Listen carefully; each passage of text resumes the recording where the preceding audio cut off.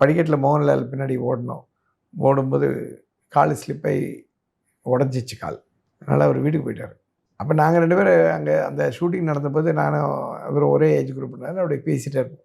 அப்போ போனபோது திடீர்னு அவர் ஒரு நாள் ஃபோன் பண்ணி சொன்னார், "டேய் ரவி நீ ஃப்ரீயாக இருக்கியா?" நான் அசோக் மேத்தா கேமராமேன் வர்றாரு, அவருக்கு அசிஸ்ட் பண்ணுறதுக்கு ஒரு ஆள் வேணும் அப்படின்னாங்க. நான் வரேன்னு சொன்னேன். ஏன்னா அசோக் மேத்தாவோட பெரிய ஃபேன். அப்படி அசோக் மேத்தா வந்தோடனே நான் போய் ராஜீவ் டைரக்ட் பண்ணார், அசோக் மேத்தா ஷூட் பண்ணார். அவர் அங்கேயே பாம்பேல கூப்பிட்டு வந்துட்டாங்க. அவருக்கு ஹெல்ப் பண்ணுறதுக்கு ஒரு அசிஸ்டண்ட்டாக வேணும்னு நான் போய் ஒர்க் பண்ணேன். அவர் அசோக்ஜி அவர் கார்டெல்லாம் கொடுத்துட்டு போனார். ரொம்ப ஹாப்பியாக இருந்தேன் அசோக்ஜி கூட ஒர்க் பண்ணிட்டோன்னு. அவர் அசோக் மேத்தா எங்களுக்கெல்லாம் பயங்கரமான ஒரு கல்ட்டு கேமராமேன். 36 சவரிங்லேயில் ஷியாம் பெனகல் படம்லாம் பண்ணியிருக்காரு. ஒரு பெரிய genius cameraman. Still is one of the finest cameraman in India scene. இதெல்லாம் அவர் தான் பண்ணார். இந்த சேகர் கபூரோட பேண்டிட் குயின்லாம்.